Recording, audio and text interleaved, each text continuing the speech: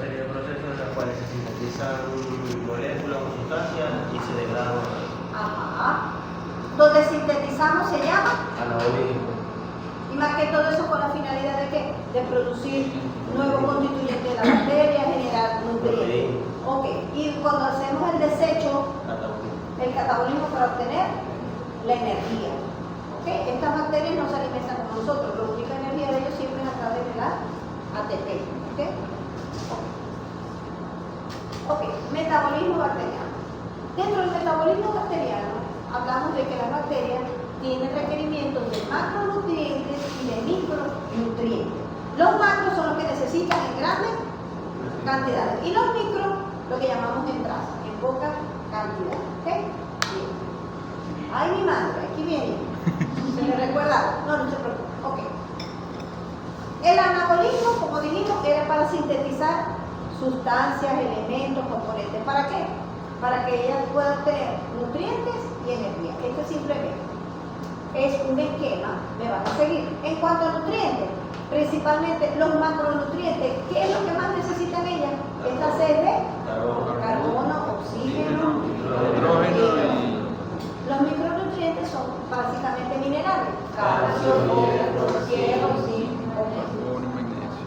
De acuerdo a esas necesidades, las bacterias se pueden clasificar en cuando sus nutrientes, su requerimiento principalmente es de CO2, esas bacterias se llaman autótrofas. ¿Ok? Si requieren de todos estos macronutrientes o compuestos orgánicos, esas bacterias se llaman heterótrofas. ¿Okay? Eso simplemente ya vamos viendo como que otras clasificaciones de las bacterias. No se preocupen, pero sí tienen que tener en cuenta estos términos. Autótrofas requieren básicamente de CO2. Y heterótrofas pueden utilizar oxígeno, hidrógeno y CO2. ¿Okay? También dentro de los nutrientes ellas tienen factores de crecimiento, requieren de factores de crecimiento como son las vitaminas. ¿Okay? Y en este cuadro de las vitaminas, los patógenos son los que más requieren de esos factores de crecimiento. ¿Okay? Y más que todo, las vitaminas, las piridininas, las purinas y los aminoácidos. ¿Okay? Seguimos en el anabolismo. En cuanto a ellos necesitan energía, si la energía que ellas utilizan es la solar, esas bacterias se van a llamar bacterias fototróficas. Y a través de cómo obtienen esta energía solar, a través de la fotosíntesis. Si sus fuentes de energía son fuentes químicas, esas bacterias entonces se llaman quimiotrofas. ¿Ok? Si utilizan fuentes químicas inorgánicas, se van a llamar quimiolitotrofas. Y si esa fuente de energía, esas fuentes químicas son orgánicas, quimioorgánicos. ¿Qué dice mi chiquito que no veo? Del catabolismo. De los catabolismos. ¿Ok? Entonces, ¿qué es esto? Es un esquema de donde se pueden ir clasificando las bacterias según su metabolismo. ¿Ok? En este caso, en el anabolismo, para generar nutrientes y energía se pueden llamar autótrofas, heterótrofas, fototrofas y quimiotrofas. Eso es todo. Vuelvo y se lo repito, no es pregunta de examen, es que ustedes ya vayan aprendiendo esta terminología, ¿ok? Ah, en un examen de selección simple a lo mejor puede salir, pero no les voy a tirar a matar, ¿ok? No se preocupen. Ay, ¿por qué no anda ahora? Okay. Volviendo al mismo tema, recordamos que entonces dentro del anabolismo es construcción, generar moléculas necesarias, ya sea nutrientes o energía, ¿ok? Ahí está la misma clasificación que vimos. Se utiliza la luz, se llama fototrofa. Si utiliza compuestos químicos, se llama quimiotrofa. Si esto dentro de estos quimiotrofos utiliza compuestos orgánicos, quimio-organotrofa. Y si utilizan inorgánicos, quimio-litótrofa. Esto es un enredo de lengua, pero no se preocupen. Ok. Si las fuentes de carbono son autótrofas y pueden ser dentro de las autótrofas, también se pueden clasificar fototrofas si utilizan energía de luz o quimiotrofa. Y si la fuente es compuesto carbonado, heterótrofa. Esto nada más es una referencia. En el esquema anterior me gustó más que eso, porque es menos, como que es más directo lo que ustedes puedan entender, ¿sí o no? Sí. Ok, totalmente, ¿verdad? Entonces ya recuerden que es anabolismo es lo importante. orgánicas para su crecimiento, para su desarrollo, para formar estructura. Y el catabolismo también les permite a ellas la respiración y desechar materiales tóxicos dentro de su proceso metabólico. Por ejemplo, en el catabolismo hablamos de que puede ser la fermentación y la respiración. Vamos primero con la fermentación. Esto es puro ciclo de Krebs y cuestiones de esas, pero simplemente es un esquema que si dentro de la fermentación ellas utilizan carbohidratos, la vía del catabolismo es la glicólisis o la de Ender-Rostow o la vía de la pentosa. Esto es pura microbiología, bioquímica, pero es una referencia, ¿ok? Si utilizan la glicólisis, utilizan el piruvato, que al final todos estos procesos es para generar ATP, ¿ok? Y se utilizan dentro del piruvato esas fermentaciones, pueden generar fermentación alcohólica, láctica, proteólica y lipídica, ¿ok? Eso es simplemente un esquema, una guía. El catabolismo también puede fermentar aminoácidos. Dentro de los aminoácidos está el estudio de la reacción de Stigman, ¿okay? Donde generan normalmente alanina y glicina. ¿Para generar qué? ¿Qué dice acá? Acetato y ATP. Entonces, simplemente recordar ustedes lo que es el término de catabolismo. Catabolismo es destrucción de sustancias macro para obtener más pequeñas, ¿ok? Y dentro de ese catabolismo las bacterias utilizan mucho la fermentación. Y la fermentación hoy día en la industrialización se ha desarrollado mucho para producir, valga la redundancia, productos como qué.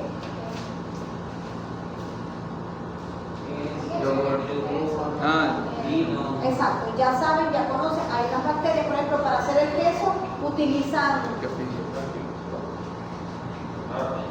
pero ¿cómo se llama eso? Que no recuerdo, el que se le echa el queso, pero, el cuajo. Y el cuajo no es más que una cantidad de bacterias que saben que fermentan el ácido láctico de la lactosa para producir la coagulación en el queso y producir el queso y le di queso amarillo, nata, yogur, etcétera, etcétera. ¿Ok? El cuajo, ese es el nombre popular que no me acordaba yo. Dentro del catabolismo, aparte también de la fermentación que ellos utilizan para la aquí donde veníamos el ciclo de Krebs, ¿se acuerdan? Casi no me acuerdo. Sí lo repaso, pero no me acuerdo. Ok. Y dentro de esa respiración utilizamos la fosforilación oxidativa y la aeróbica, ¿ok? O la anaeróbica. Esa es otra manera de clasificar bacterias. Bacterias aeróbicas requieren oxígeno para sobrevivir, para su metabolismo, o anaeróbicas que requieren de otros elementos como el CO2. ¿Ok? Esto es simplemente para que entiendan que la respiración de ellas puede ser a través de la fosforilación oxidativa, la aeróbica o la anaeróbica. En el caso de la anaeróbica, para obtener ese proceso de aeróbico se lleva a través de la glicólisis, el bendito ciclo de Krebs, está muy bonito, ¿verdad? Donde se genera el piruvato, el ATP, para obtener al final energía, que es lo que las mantiene a ellas en su continuo crecimiento y multiplicación. Lo importante de esto es conocer estos términos. Hay bacterias aeróbicas y bacterias, o hay también bacterias hoy día microaeróbicas, que requieren mínima cantidad de CO2 o de oxígeno, ¿ok? Simplemente para que ustedes sepan que a través de cuáles procedimientos fisiológicos y bioquímicos ellas están perdurantes en el tiempo, perduran su crecimiento a través del anabolismo y un catabolismo, ¿ok? Esto sí es importante, fíjense, esto es una prueba que también se hace a nivel de laboratorio. Esto es lo que llamamos un tubito de ensayo, esto es un caldo de cultivo. Un caldo de cultivo es un caldo de gelatina con nutrientes necesarios para que cuando nosotros sembremos una muestra de heces, de orina, de lo que traigamos, de sangre, de pus, podamos identificar también a las bacterias si son aeróbicas, anaeróbicas, etcétera, etcétera. En este caso, cuando estos son caldos de cultivo un poquito semisólidos, es como una gelatina, ¿ok? No lo podemos ver, pero les voy a explicar. Por ejemplo, llevo una muestra, trae una muestra de una secreción purulenta de los pulmones de X animalito enfermo, ¿ok? Bajo condiciones adecuadas sanitarias en el laboratorio, yo tomo esa muestra. Normalmente se utiliza una asa con aguja, que es como una agujita. Esa agujita se impregna de esa muestra y se va a sembrar directamente hasta aquí, en ese caldo de cultivo, en ese medio caldo que es semisólido, porque es como gelatino. ¿Ok?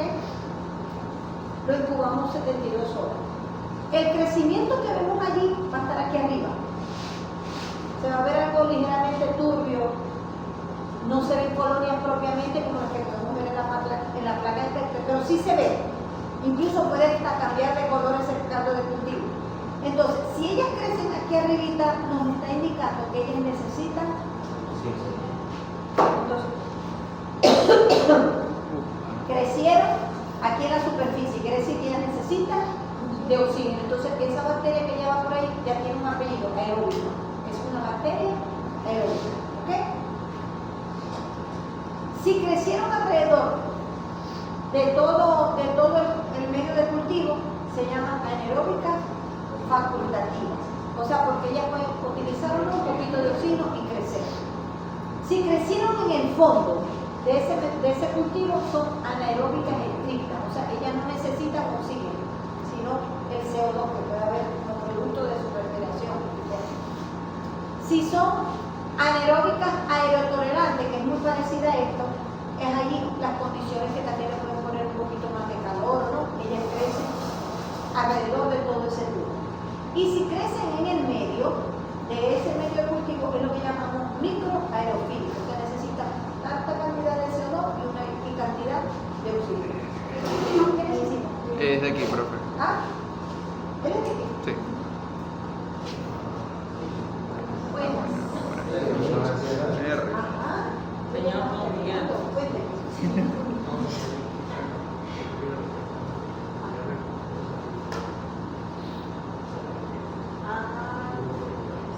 Ok, pero entonces me esperas al final.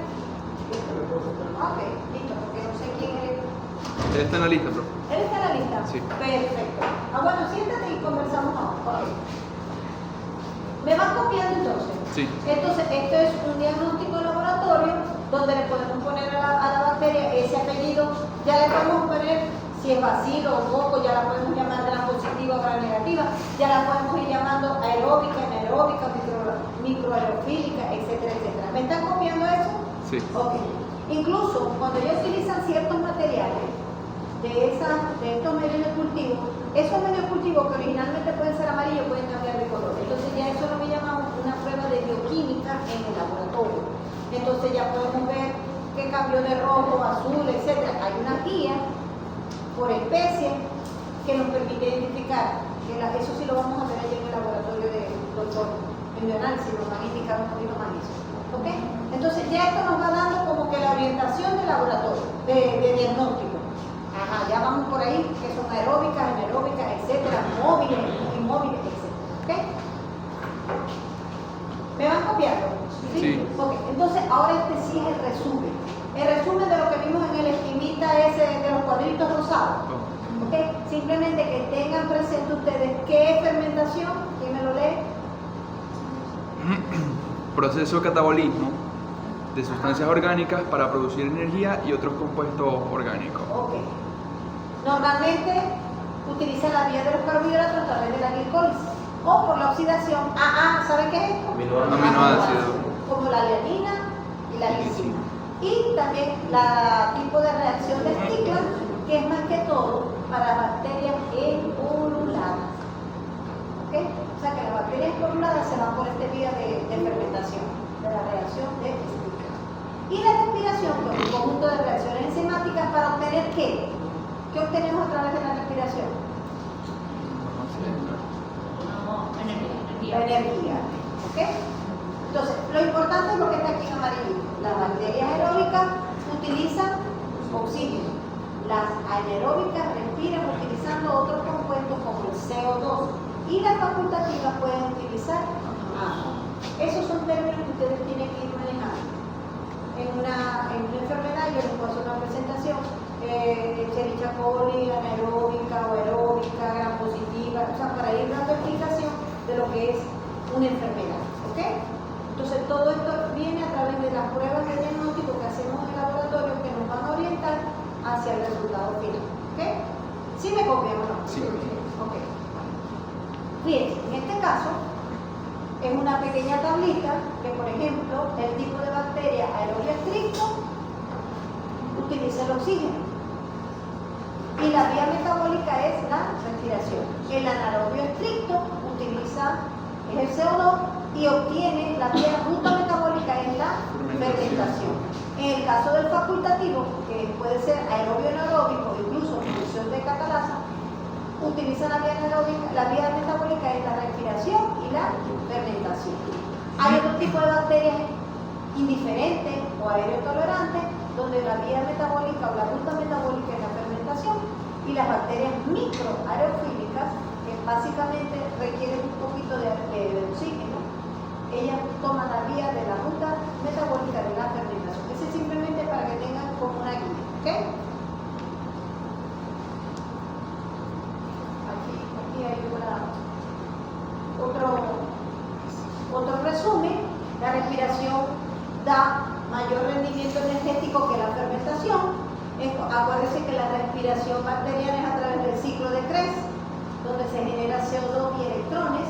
El ciclo de bioxiolato también es necesario para el catabolismo de donadores electrónicos. Esto es pura bioquímica, un resumen que vemos una autora por acá. Y en condiciones anóxicas, esa palabra, ¿qué es anóxico? Algunos aceptores terminales de electrones pueden sustituir al oxígeno en la respiración anaeróbica. Esto es para que ustedes también se vayan relacionando con este tipo de vocabulario, ¿ok? Que yo les diga anaeróbico y no estén pensando en otra cosa, sino que anaeróbico es el que puede crecer en ausencia de oxígeno. Gran positivo, es el que a nivel de la adición de gran va a dar un color dorado. Esos son términos que esa es la idea de que ustedes pueden ir manejando la terminología que podemos utilizar en microbiología. ¿Para qué me sirve esto? Bueno, porque es parte de mi enseñanza a nivel de esta carrera, y porque a lo mejor yo al final también voy a ser microbiólogo, voy a trabajar en tremenda industria, quién sabe. O que a nivel de campo voy a trabajar en campo y necesito tener un diagnóstico de laboratorio, y ya cuando el doctor del laboratorio me dé razón de lo que es, ya yo tengo los términos claros en mi cabeza, ¿ok? ¿Sí? Yo tengo una duda. Dígame. Con respecto al momento de hacer el cultivo, en los tubos de ensayos, o sea, a partir de allí que se da,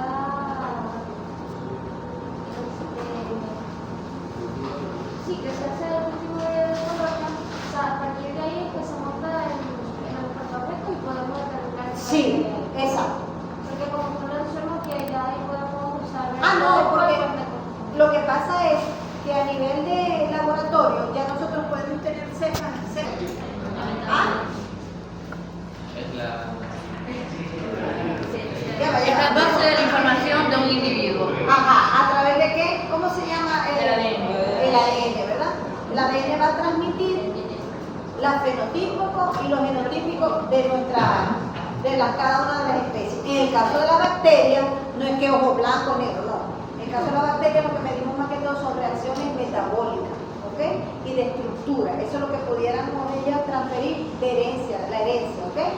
Que si tiene cápsula, que si tiene flagelo, que utiliza el metabolismo X, que es anaeróbica, que desarrolle resistencia o no, etcétera, etcétera. Pero lo importante es que la genética es el material que la genética es la ciencia que estudia, ¿verdad? La transmisión de la herencia, ¿verdad? En este caso, de las bacterias hablamos de ese tipo de reacciones metabólicas, etc. En el caso de nosotros, bueno, si el pelo es nulo, azul, es blanco, alto, bajo, gordo, etc. Variaciones. Ok. Eso es lo que tenemos que tomar en cuenta, ¿ok?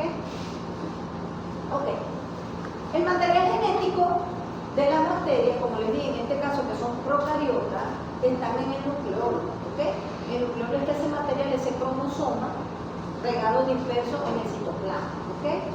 Y dentro del nucleolo pueden haber otras estructuras que también tienen material genético fuera de ese nucleolo de la bacteria, y es lo que llamamos extracromosomal, ¿ok?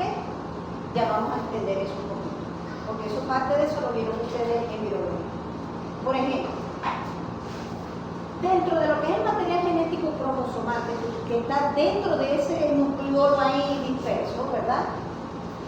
Se ha identificado, o lo han, vamos a decir, lo han etiquetado como una molécula circular de ADN que puede autorreplicarse dentro de la bacteria en el momento que ella se divide. ¿Se acuerdan cuando vimos la división? Que el material se pone un solo parte de ese procarión podemos tener material extracromosomal que tiene contenido de ese ADN, que se llaman replicones adicionales, y eso se llama plásmidos. Hay virus bacterianos, ustedes lo vieron en virología, los bacteriófagos, y hay tramposomas. ¿Okay? Estos plásmidos, más que todo, se conocen como los plásmidos de resistencia. Es un material genético que lleva una información de que X bacteria sea resistente, por decirle, a la penicilina. ¿Ok? Entonces, a través de los plásmidos. Hay muchos plásmidos más, pero los más estudiados son los plásmidos de resistencia. Hay virus que infectan a la bacteria y le pueden inyectar, tomar material genético de una e irlo llevando hacia otra bacteria. Y los tramposones, que también es un contenido de ADN, no se replican, sino que se lleva de bacteria a bacteria, y ellos sí son los protagonistas de lo que son las mutaciones. Ellos son los que causan las mutaciones. Los virus mutan muchísimo. ¿Ok? Ok. Ya. Ok. Esa molécula circular de ADN normalmente es haploide. Haploide, que es un solo conjunto de cromosomas. ¿Okay? El ADN bacteriano, como les dije al principio, está difuso dentro de la bacteria. ¿Okay? Es esto que está aquí, dentro del nucleolo. Se ha estudiado y dice que está como en una forma de gel. Los ribosomas no están dentro de ese nucleolo, sino que están alrededor, a diferencia de las eucariotas. Recuerden que las bacterias son células muy primitivas. Ok.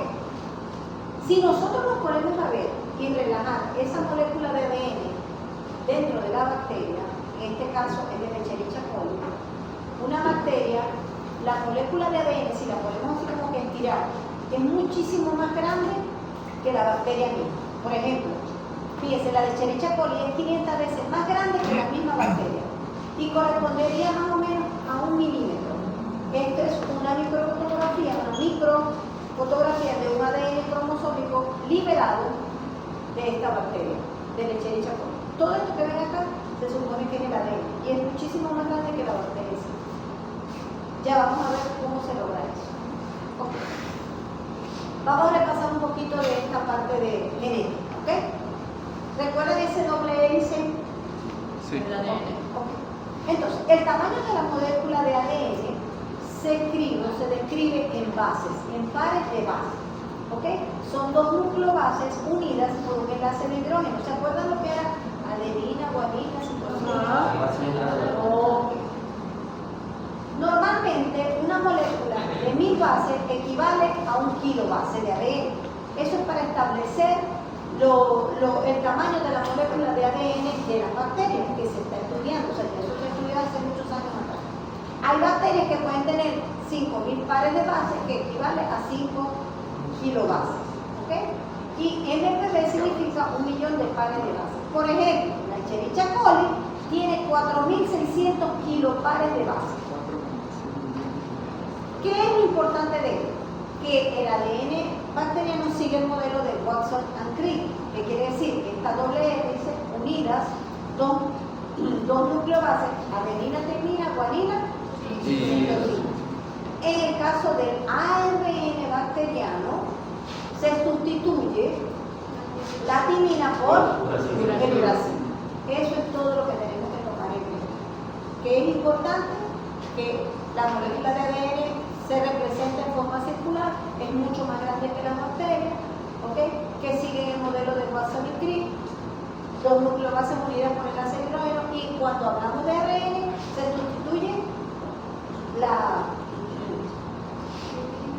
adenina por el uracilo, ¿ok? Perdón, adenina no, aquí hay un error, ¿ok? Aquí hay un pequeño error, porque es adenina, timina, guanina, citosina. Aquí la adenina se sustituye por el uracilo. Aquí hay un error. Okay.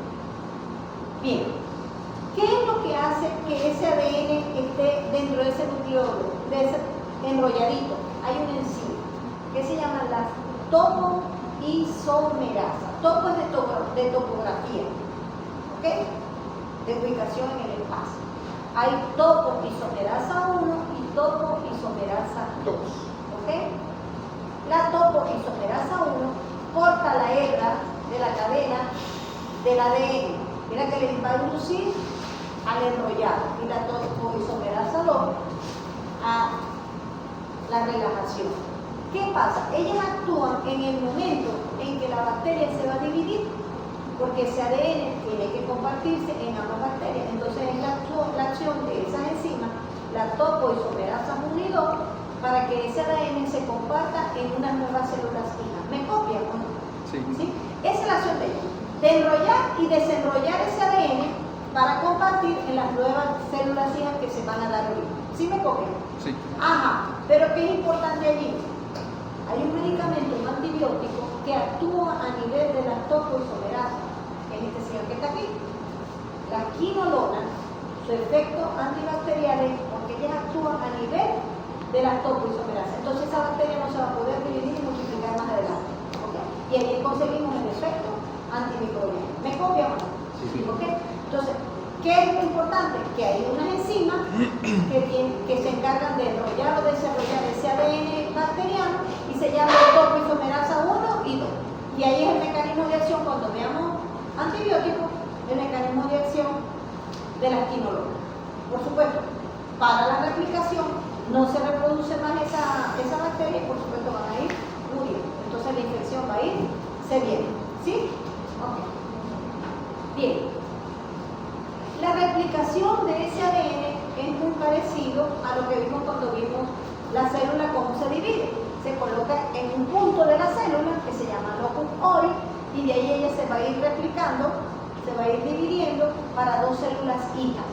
Cada célula hija se llama semiconservativa porque cada célula hija va a tener una hebra original de su madre y una nueva hebra que ha producido para ella. ¿Sí me copian? Esto es genética. ¿Ok? Como dice aquí, es bidireccional porque hay dos puntos, hay dos bandas, se van a dividir en dos bandas para generar dos hijas. Es semiconservativa porque cada hija va a tener una banda de su madre original y una banda nueva que ella va a crear. Eso es todo.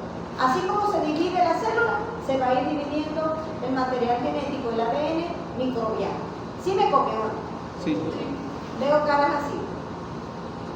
Ya nosotros vimos genética, ya vimos mucha bioquímica, lo simplemente es una referencia. Así como se divide la célula, tiene un proceso de división el contenido cromosómico de esa bacteria. ¿Ok? Entonces, cada célula hija va a tener una hebra del contenido de ADN de su madre y una hebra de su ADN original, que ella produce. ¿Ok? Eso simplemente. Aquí lo podemos ver. Fíjense, esta es una célula que vimos en el esquema anterior. Aquí se supone que es el contenido de ADN. Va a generar dos hélices, cada una se va a ir a cada célula nueva y va a generar la otra. Fíjense, cromosoma unido en el locus ori, aquí. Se duplica en dos cromosomas, hay dos copias, fíjense aquí. Recuerden que el circulito representa el ADN bacteriano, ¿ok? Ok. Se elonga la célula. Hay material membrana citoplasmática en cada una nueva, se van estirando hasta que se forma el septo, ¿ok?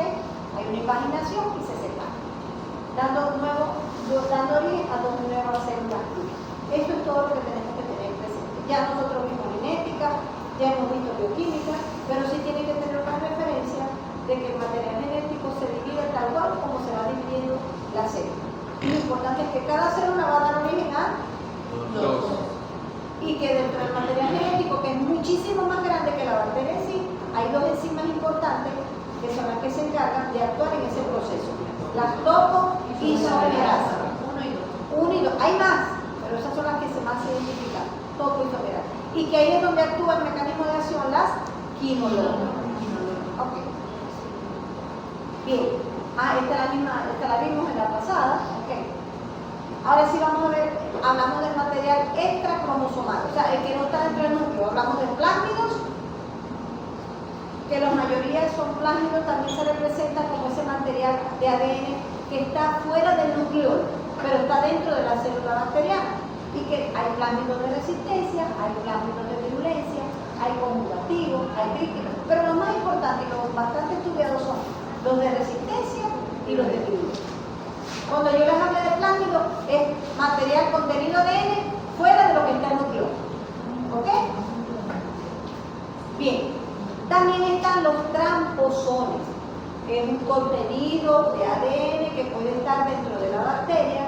Ellos más que todo son los causantes de las mutaciones y ellos normalmente, como dice aquí, son trozos de ADN que cambian de posición en el genoma de la célula. Por ejemplo, si es conservativo, ellos lo que hacen es como que cortar y pegar. Cortaron este pedacito de material genético aquí y lo van a pegar en la otra célula aquí. Cortan y pegan. Y si es replicativa es copiar y pegar. Copió aquí y pegó en la otra célula, igual, pero no se pierde de aquí. Simplemente los transposones, contenido material genético, que de acuerdo a donde ellos se ubiquen en esa doble hélice de ADN de la bacteria, pueden ocurrir mutaciones. Ellos son los responsables de las mutaciones, mientras que los plásmidos son los responsables de la plásmido de virulencia, plásmido de resistencia, etcétera, etcétera. Me copian lo que yo les quiero dar, la idea que yo les quiero transferir. No somos microbiólogos ni genetistas ni nada para profundizar tanto así como los genéticos de Jurassic Park y cosas de esas, ¿no?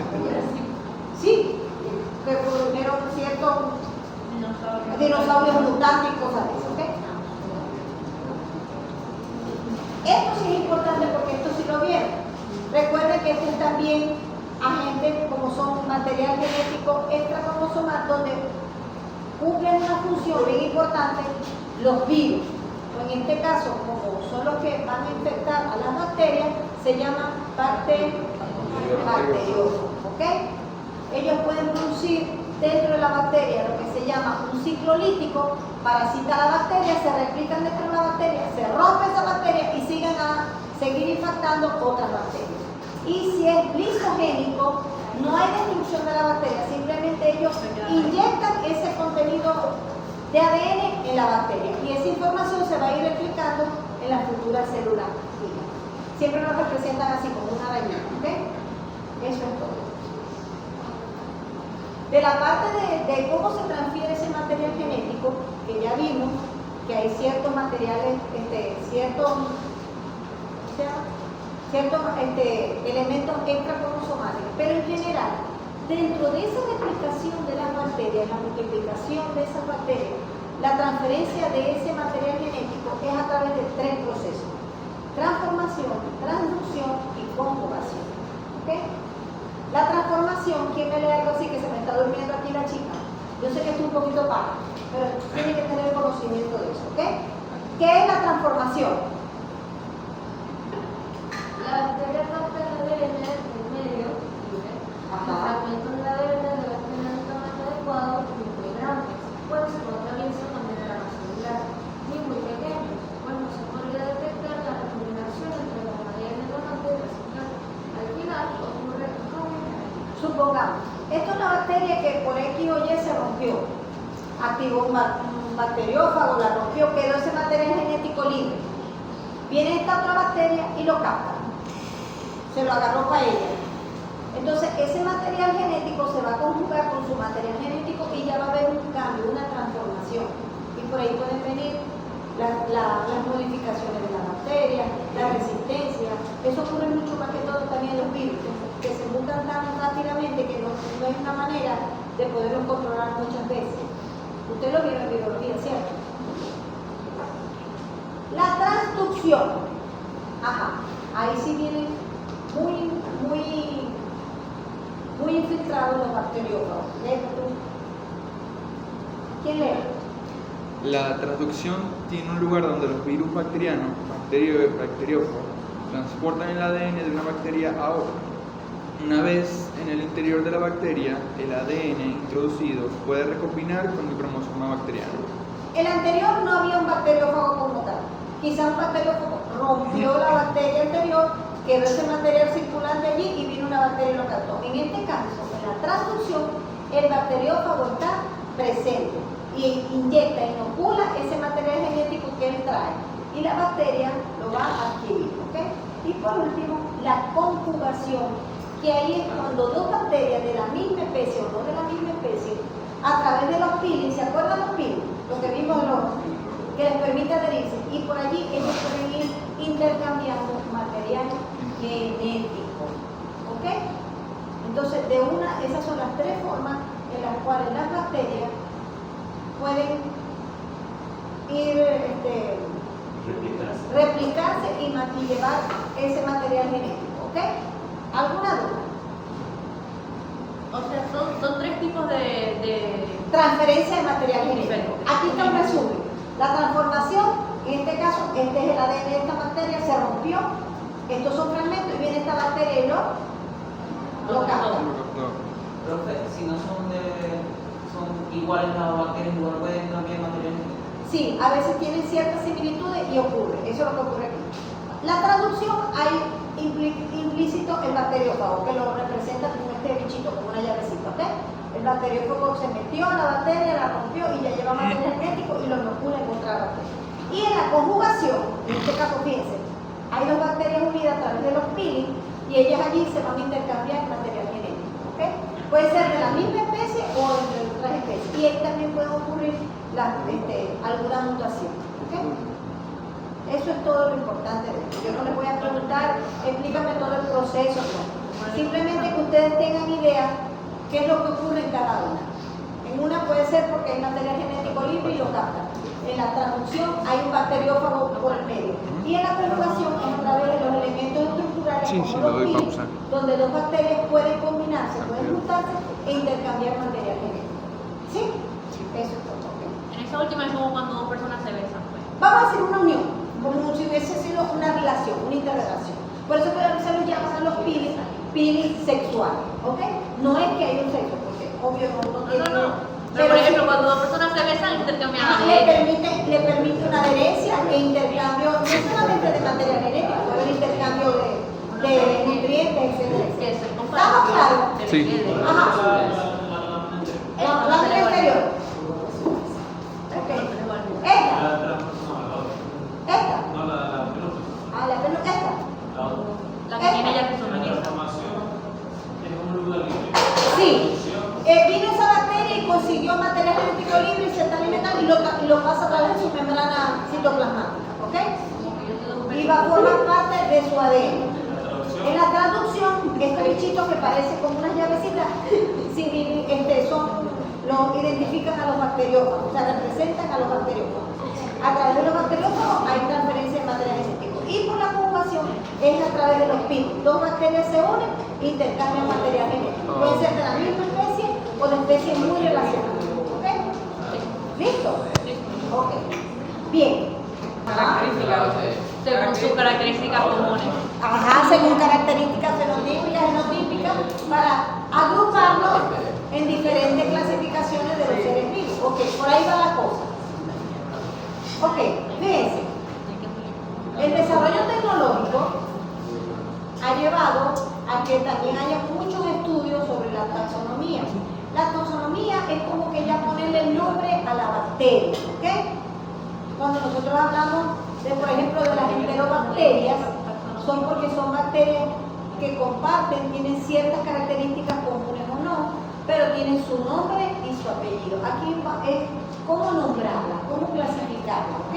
Esto también tiene un desarrollo tecnológico ultra guau, donde ya sabemos, esto por ejemplo, es un grupo taxonómico donde podemos ver que dentro de las bacterias ya tenemos la eucariótica, o sea, dentro de todos los seres vivos, células bacterianas, protozoarios, algas, plantas, animales, el reino de hongos, ya aquí dentro de las bacterias las podemos clasificar gram positivas, si son clamidia, si son atenobacterias, etcétera, etcétera. Ya es como tú dices, la clasificación de las bacterias según ciertas características, que normalmente son características de tipo metabólicas, bioquímicas, ¿verdad? Porque las bacterias no es que una es rosada, no.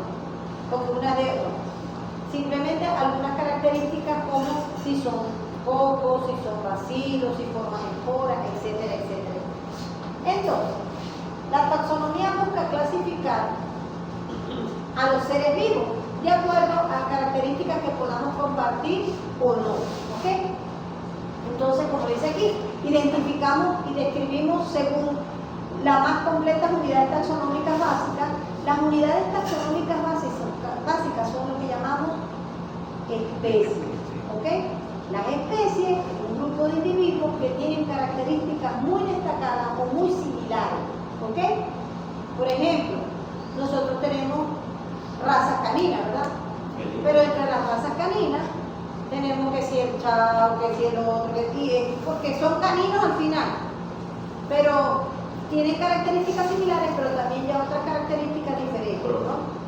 En el caso, por ejemplo, de los insectos, pueden ser artrópodos, todos, ¿verdad? Muchos artrópodos, pero hay especies como garrapatas, hay moscas, hay arañas, etcétera, etcétera, ¿me entiendes? Entonces la taxonomía se basa en clasificar, en agrupar esos diferentes seres vivos de acuerdo a características que comparten o no.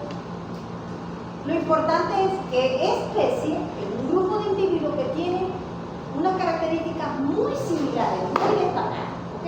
Por ejemplo, yo hablé de todas las bacterias, pero entre las bacterias hay especies como salmonella, Shigella, Escherichia coli, etcétera, etcétera, ¿ok? Son especies dentro de ese grupo de bacterias, ¿ok? Y también tenemos cepas o clones, que son grupos de individuos de la misma especie. Entonces, la cepa es un cultivo puro de un aislamiento. El clon es un cultivo puro formado por los descendientes de una sola bacteria.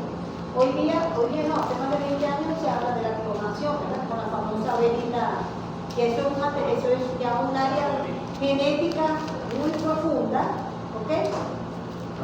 Pero aquí, Una pregunta con respecto a las bacterias, ellas sí son seres biológicos. claro, claro que sí. Ok. Entonces, la taxonomía, esto sí es importante que lo sepan, porque hoy día las clasificaciones de la bacteria, hoy día, por tantos estudios, hoy una bacteria puede estar perteneciente al grupo de las Escherichia, pero mañana sufren una reclasificación taxonómica porque ya descubrieron otra característica más específica, ¿sí? Entonces eso se llama reclasificación taxonómica, porque continuamente están en búsqueda de estudios, de pruebas, etcétera, etcétera. Entonces ya una pastebrera no pertenece al género pastebrera, sino a otra cosa, por decirles algo, ¿ok? Entonces, la taxonomía se divide en el estudio sistemático y taxonómico. La sistemática es la diversificación de los organismos vivos. Y la taxonomía es ya la clasificación, que es lo que nos compete a nosotros. Y nosotros clasificamos, cuando nosotros damos clases de una enfermedad X, nosotros cuando hablamos del agente etiológico, o sea, quién es la bacteria que lo produce, nosotros podemos hablar de que esa bacteria pertenece, por lo menos, a la familia tal, al género tal, a la especie tal. Podemos irnos más profundo desde un principio. O sea, esa tiene un reino, pertenece a una división o filum, pertenece a una clase, pertenece a una orden, pertenece a una familia, pertenece a un género y una especie. Ya lo vamos a ver. Ya van a ver. Para que yo sé que están ahí hablando, están pensando en una cosa, pero ya les voy a explicar lo que es. Por ejemplo, lo importante de la taxonomía, fíjense que tiene una estrellita. Establecer un orden en la diversidad biológica, o sea, organizar todas las especies de seres vivos, ¿verdad? Eso. Y descubrir las propiedades para reconocer dentro de un organismo y colocarlo dentro de un grupo específico. Entonces, la taxonomía identifica, por ejemplo, Escherichia coli, que pertenece a una X clase, a una X familia. Los llama, la nomenclatura, le pone un nombre y los clasifica según los grupos o taxones. Ya vamos a ver esto acá. Por ejemplo, fíjense, los estudios han llevado, antes cuando yo estudiaba, era reino animal vegetal. Nada, donde yo estudié mi primaria. Hoy día, fíjense, hablamos de dominio. Dominio de bacterias, dominio eucaria, porque están constituidos por células eucariotas. ¿Y quiénes están constituidos por células eucariotas? El reino animal, el reino vegetal, el reino hongo, el reino protozoario y el reino cromita. ¿Ok? Pero para las bacterias tenemos dominio bacteria, reino bacteria, y también hay otro dominio, el dominio arquea. Fíjense, esto es lo que ha llevado hoy día a clasificar taxonómicamente a todo este poco de bacterias. Entonces, el dominio bacteria son células procariotas. ¿Y quiénes son las procariotas? Las bacterias. ¿Ok? Cuya pared contiene peptidoglicano.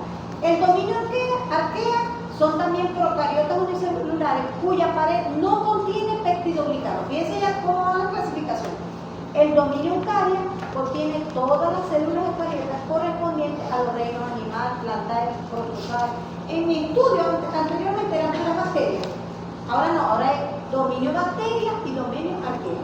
El dominio bacteria, las paredes tienen pectidoglicano, las bacterias, y el dominio arquea no tiene pectidoglicano. Fíjense ya cómo ha ido profundizando cada vez más los estudios. ¿Sí? Eso es lo que quiero hacer ver con esto. Ok. ¿Cómo es esa taxonomía? O sea, ¿en qué se basan ellos para hacer esa clasificación? Básicamente en características primarias y características secundarias. Dentro de las características primarias podemos basarnos principalmente en morfología, si son cocobacilos, si son espirilos, etc. También la tinción, si son gram positivo, gram negativo, ácido alcohol resistente, que es otro tipo de tinción. Si son formadores de espora o movilidad. Entonces esas son las características primarias donde se basan para clasificar a las bacterias. ¿Okay? También tenemos características no morfológicas, que eso es donde más han profundizado ellos. Piensen. A otros atributos como la composición química de la pared celular, la composición química de la cápsula, si producen o no pigmentos, el hábitat donde se desarrolla, el tipo de relaciones simbióticas que tienen entre diferentes bacterias, etcétera, etcétera. ¿Ok? Esto me lo copian, ¿no? Características bioquímicas, qué requerimientos nutricionales utilizan, qué metabolismo, si degradan o no los azúcares, si hay fermentación, si utilizan fuentes de carbono, nitrógeno, sulfuro, las necesidades de gases, si son aeróbicas o no aeróbicas, requerimientos de temperatura y de pH. ¿Ok? Entonces, la bioquímica y las primarias, que básicamente son las morfológicas de la extinción, y las otras como son este tipo. Aquí más que todo es que se han basado en los últimos estudios y por eso es que cada vez más hay reclasificación de las bacterias. Entonces, anteriormente una bacteria podía ser una Pasteurella multósida y hoy día es un hemófilo, por decir algo. Porque tantos estudios de esas bacterias han llevado a su reclasificación. ¿Okay? Otra característica también, inmunológica, patogenicidad, y esto que es muy importante, la relación guanina-citosina, el ADN genómico. Ahora vamos a ver cómo se desarrolla un árbol filogenético y es basado en este tipo de características, o sea, ya de tipo cromosomal, tipo de ADN. O sea, ya han llegado al estudio de la relación, las cantidades que tienen de cada uno de esos elementos, guanina, citosina, etcétera, etcétera. A ver qué sí. Taxonomía numérica. Esto también han hecho unos cuadros comparativos y de acuerdo a las cantidades o las similitudes que tengan entre especies han desarrollado cuadros simulativos de acuerdo a la cantidad que tienen de X material genético, de citosina, de guanina, etcétera, etcétera. Esto simplemente es una referencia, ¿ok? Fíjense, esto es la clasificación filogenética. Hay tres técnicas: secuenciación, ribotepiaje, hibridación. Ya esto es lo último que están haciendo los investigadores a nivel de bacteriología.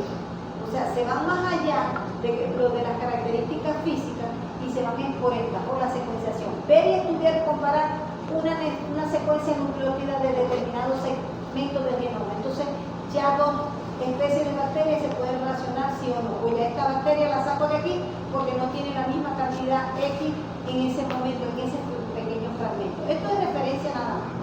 Ribotepiaje, donde se realiza el análisis del ARN. ¿Okay? Esta es la más importante de día. ¿Okay? Y tenemos también la hibridación. Estas son técnicas que han llevado a los especialistas a clasificar las bacterias por el contenido de su material genético. La relación del contenido de su material genético en cuanto a adenina, tiamina, citosina, guanina, etcétera, etcétera. ¿Okay? Entonces ya las bacterias no se van a clasificar nada más porque son pocos o son básicos. No, ya se basa más que todo en esto. Los avances tecnológicos han llevado a que las bacterias ya tienen su nombre y apellido por este tipo de técnicas que han usado para taxonomía. Eso es lo que quiero transmitirles con esta idea. ¿Me copian? Sí. Okay. No nos vamos a enredar. Entonces, fíjense, a través de esas técnicas se desarrollaron los árboles filogenéticos, o sea, como saber de dónde viene esa bacteria, con qué es lo que más se relaciona desde un inicio. ¿Ok? y se basa más que todo estudiando el ARN ribosomal en la fracción 16S. ¿Ve que ocurre?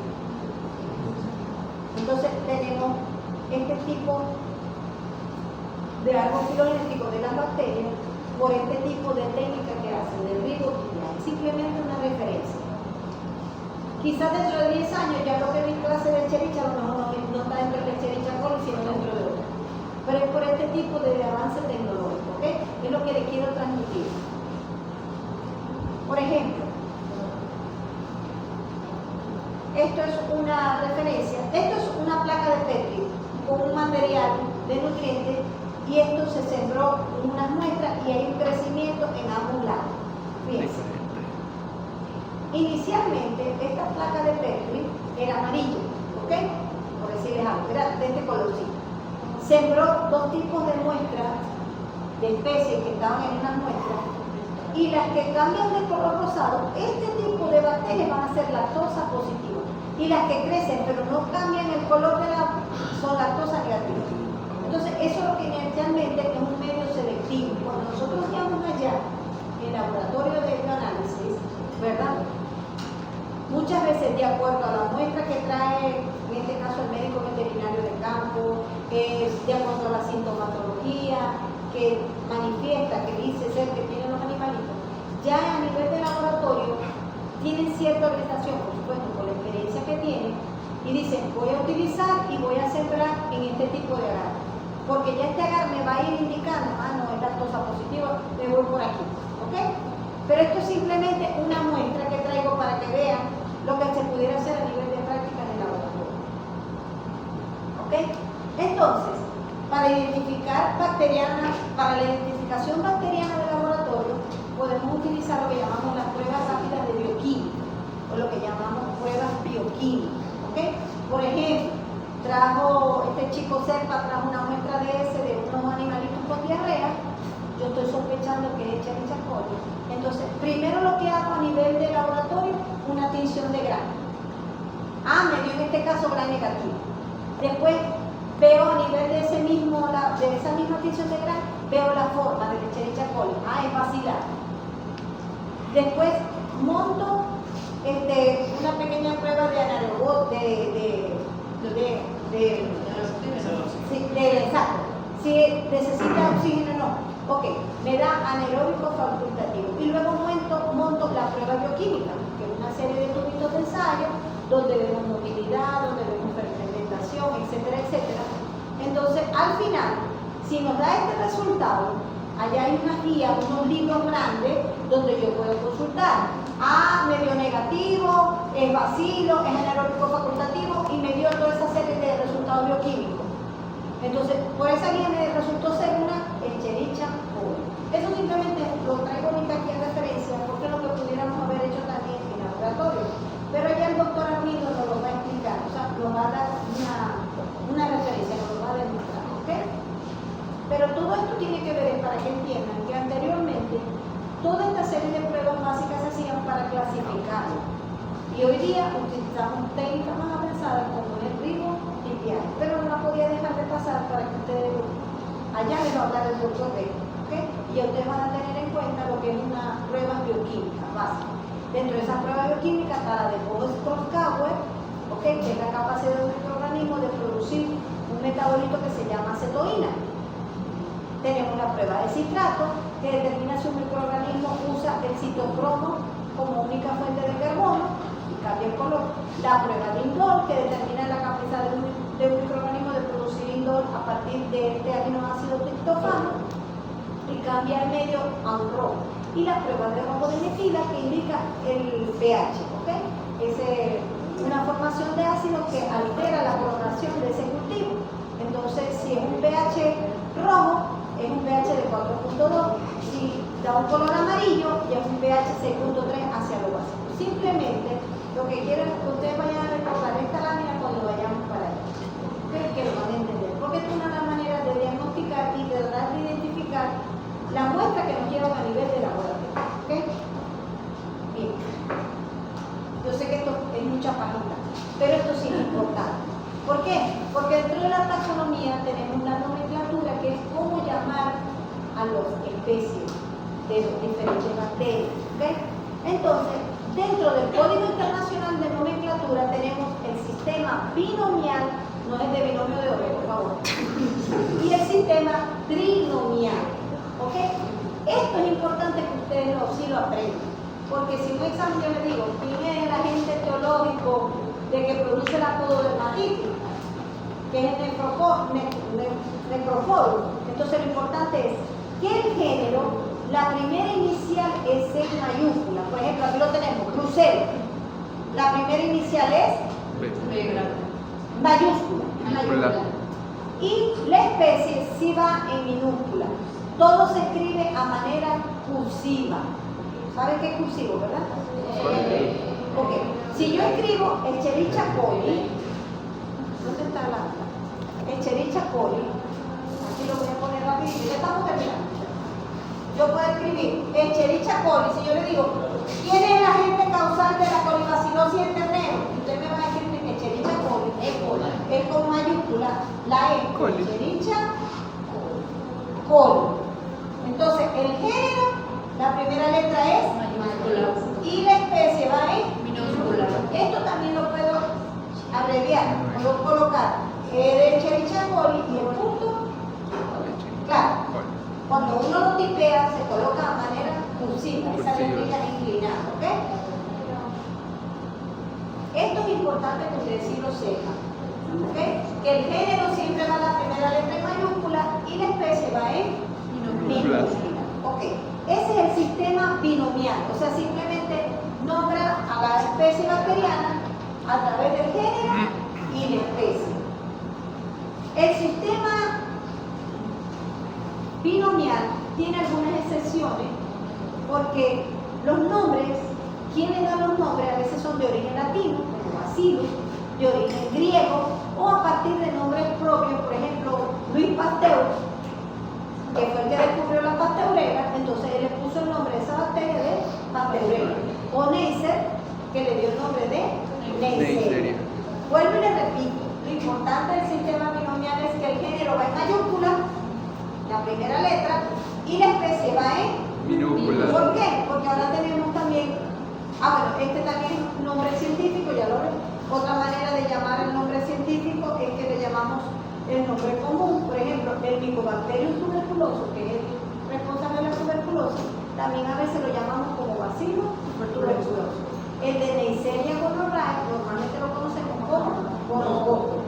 El de Corynebacterium diphtheria o Bacillus diphtherico. Y el Streptococcus pneumoniae como neumococo, que es muy común en niñitos.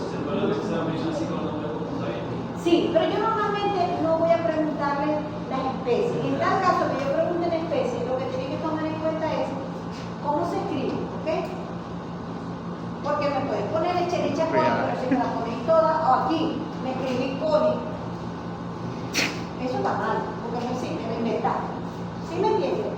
Lo que quiero que sepan, identificar que ese es el sistema binomial, género y especie, porque también hay un sistema trinomial, que lleva el género con la primera letra en mayúsculas, lleva la especie, K6, pero también hay otra subespecie que se llama en este caso ramoso. O sea, tiene 3. Por eso se llama trinomial, porque puede ser también Campylobacter fetus, subespecie venerial, que esto lo vamos a ver en la campylobacteriosis. Entonces, si yo te pregunto cuál es el agente etiológico, tú me puedes poner Campylobacter fetus, subespecie venerial. ¿Ven? Esto es un sistema trinomial, tiene 3 nombres, o como decir, apellido, nombre y primer nombre y segundo nombre.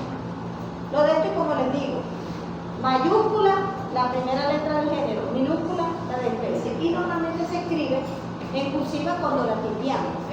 Obvio que nosotros no, escribiendo no lo vamos a inspirar, pero es lo importante que se escriba, ¿ok? Ok. Cayó pasito. Ok. Y ya para finalizar, normalmente cuando yo doy las clases, ustedes también las van a dar. Esto es como decir el árbol genealógico de una especie, ya estamos terminando, ¿verdad? Dominio, por el caso de las bacterias, filo, proteobacterias, clase, proteobacterias, todo este poco de, ¿cómo se llama? Orden, familia, aquí es donde yo me quiero quedar. En las familias, ¿verdad? El género y la especie. El orden, cuando ustedes vean o vayan a estudiar alguna bacteria que diga que termina, por ejemplo, enterobacteriales, este sufijo, ales, indica que es el orden. Este pedacito que está aquí. ¿Sí me copian? Sí. Ok. La familia, el sufijo es aceae. Por ejemplo, Enterobacteriaceae. ¿Ok? Yo normalmente en las clases puedo dar que el agente etiológico de la familia Enterobacteriaceae, el género es Shigella y la especie es Shigella flexneri. En este caso, fíjense, puedo sustituir la letra mayúscula, la coloco nada más, punto, y coloco en la especie. ¿Ok? ¿Estamos claros? Sí. Yo sé que ha sido muy fastidioso el día de hoy, ¿verdad que sí? Porque son 4 temas, pero es que normalmente, como no tenemos clase la próxima semana, ¿ok? Ok. ¿Estamos claros? ¿Alguna Ya lo pregunta, alguna duda? Yo sé que ya es viernes.